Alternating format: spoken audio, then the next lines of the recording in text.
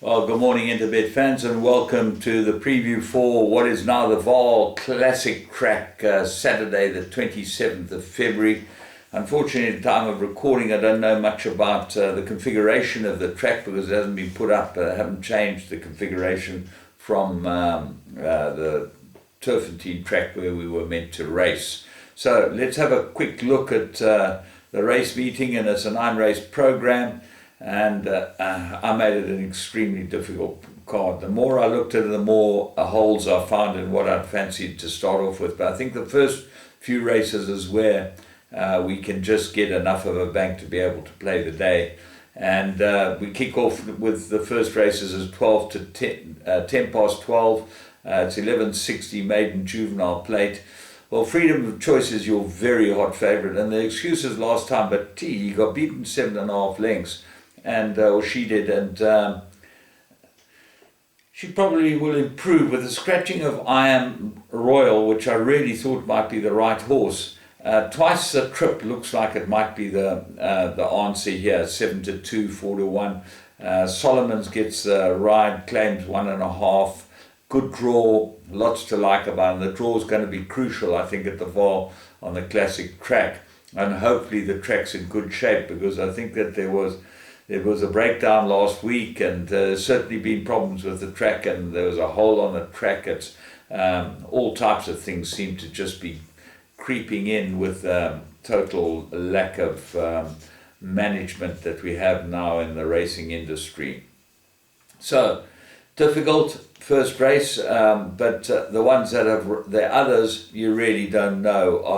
The comments were Hollywood Bound further, and Go Dream Machine further as well, and Needs Experience 7 Stolen Kiss. So watch the betting, but maybe the result horse is Twice the Trip. Race 2, maiden juvenile plate. They go 1,200 meters round the bend again. Coming in hot, very nice first run behind Nara, and Nara has shown that form's pretty good. Not a bad second run. Looks like a big improvement. Gets Kamala rather than Nathan Klink. That might be a big up. And have a close look at Coming in Hot. But I like Katinos. I thought it ran a very nice first race. 800 meters was all at sea. Has had time to mature, improve, had a couple of gallops probably. And if it's fit and ready, Katinos, watch him go down. Might be the right horse with Roy Magna. 5, Kuma.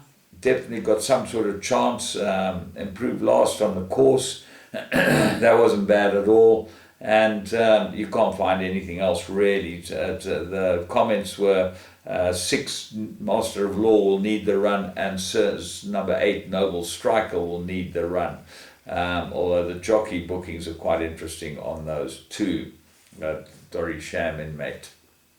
Right.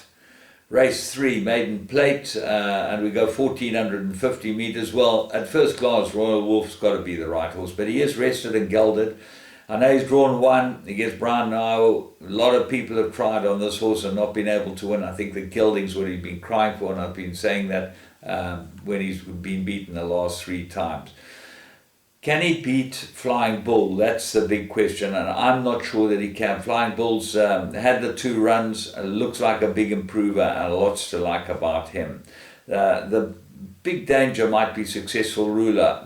Sean Terry's run against Dennis Schwarz, but interesting to see that Dennis Schwarz gets a ride on this one. He did ride it first time out, but you know, when you find Lyle sitting on the bench and he's a stable rider, you would think that Sean wants to maybe repay Dennis Schwarz and give him the ride again on Successful Ruler. So I thought that that's definitely got some sort of chance.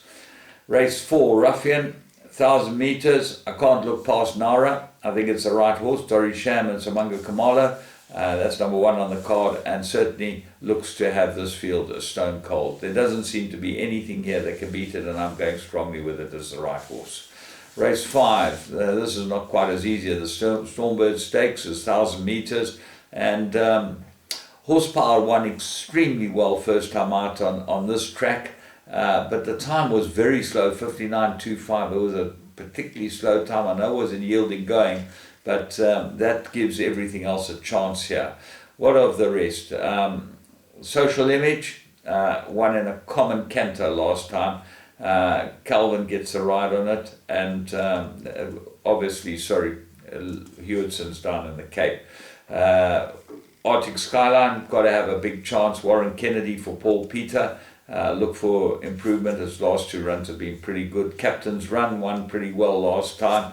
So very competitive indeed. Roll with the Punches. This might improve as well. So you just got to look back and see his last runner was beaten by Nara. Nara should come out and win the race before.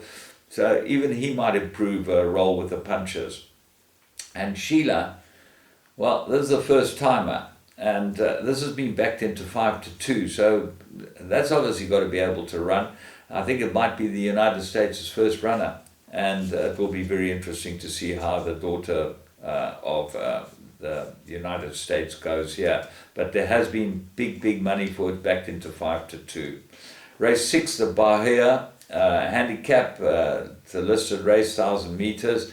And I make it an absolute 2-horse race. And a Capri, at first glance, looks like the right horse, but at the weights, I think Rapid Fire might be able to beat her.